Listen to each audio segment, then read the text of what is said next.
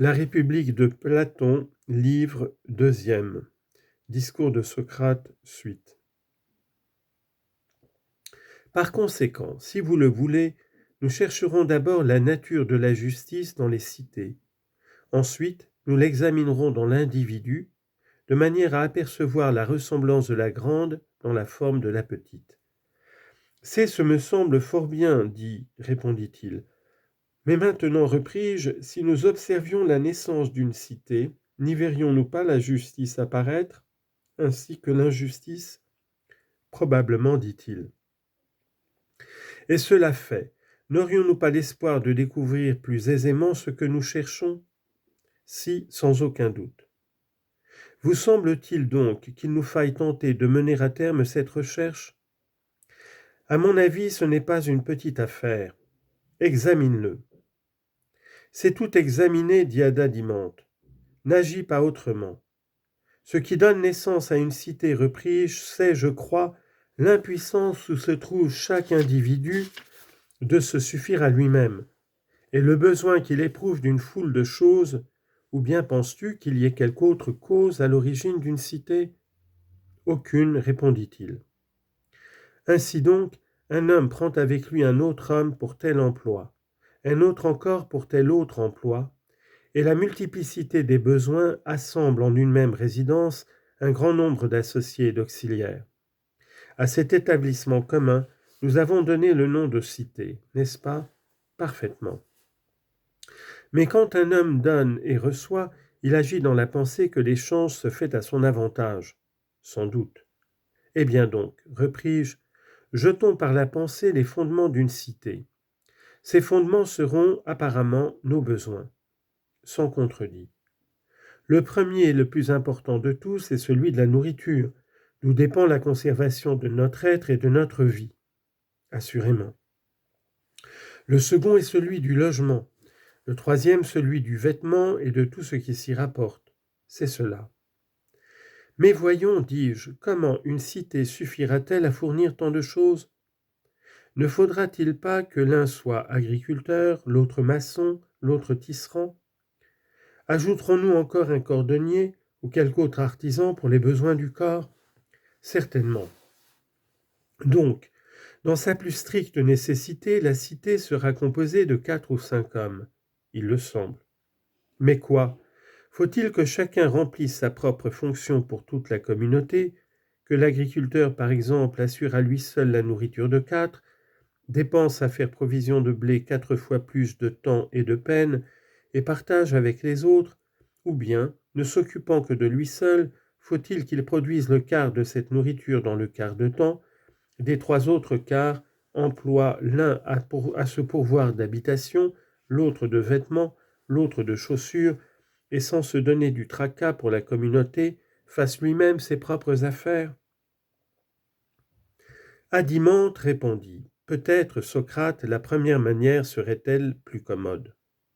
Par Zeus, repris-je, ce n'est point étonnant. Tes paroles, en effet, me suggèrent cette réflexion que, tout d'abord, la nature n'a pas fait chacun de nous semblable à chacun, mais différent d'aptitude et propre à telle ou telle fonction. Ne le penses-tu pas? Si. Mais quoi? Dans quel cas travaille-t-on mieux quand on exerce plusieurs métiers ou un seul? Quand, dit-il, on n'en exerce qu'un seul. Il est encore évident, ce me semble, que si on laisse passer l'occasion de faire une chose, cette chose est manquée. C'est évident en effet.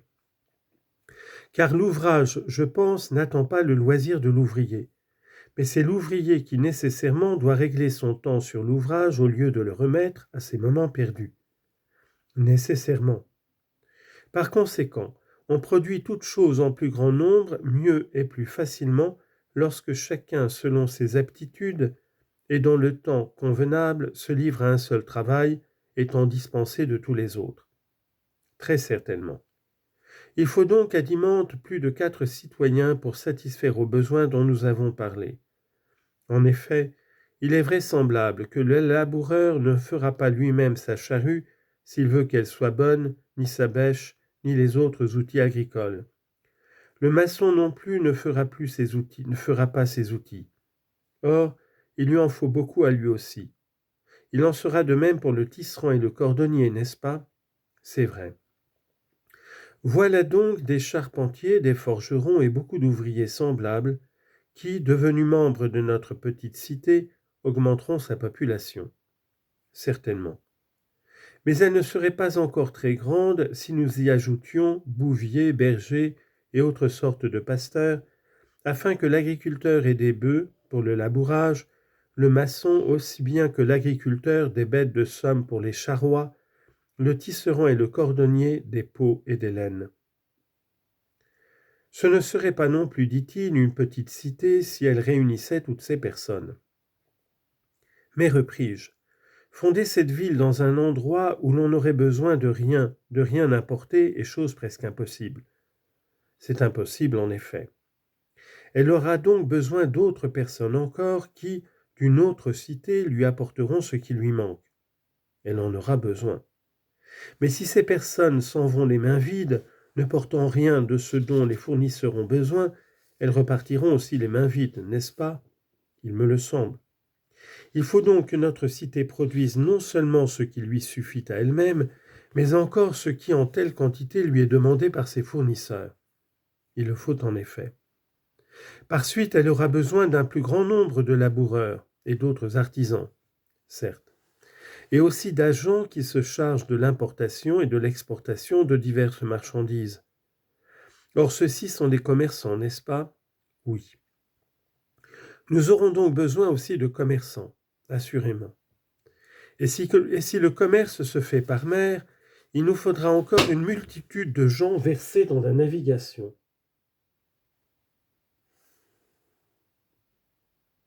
Oui, une multitude. Mais quoi? Dans la cité même, comment les hommes échangeront-ils les produits de leur travail? C'est en effet pour cela que nous les avons associés en fondant une cité. Il est évident, dit-il, que ce sera par vente et par achat, d'où nécessité d'avoir une agora et de la monnaie, symbole de la valeur des objets échangés. Certainement. Mais si le laboureur ou quelque autre artisan, apportant sur l'agora l'un de ses produits, n'y vient pas dans le même temps que ceux qui veulent faire des échanges avec lui, il ne laissera pas son travail interrompu pour rester assis sur l'agora. Point du tout, répondit-il. Il y a des gens qui, voyant cela, se chargent de ce service. Dans les cités bien organisées, ce sont ordinairement les personnes les plus faibles de santé, incapables de tout autre travail. Leur rôle est de rester sur l'agora, d'acheter contre de l'argent à ceux qui désirent vendre et de vendre contre de l'argent aussi à ceux qui désirent acheter. Donc, repris-je, ce besoin donnera naissance à la classe des marchands dans notre cité. Nous appelons, n'est-ce pas, de ce nom ceux qui se consacrent à l'achat et à la vente, établis à demeure sur l'agora, et négociant ceux qui voyagent de ville en ville. Parfaitement.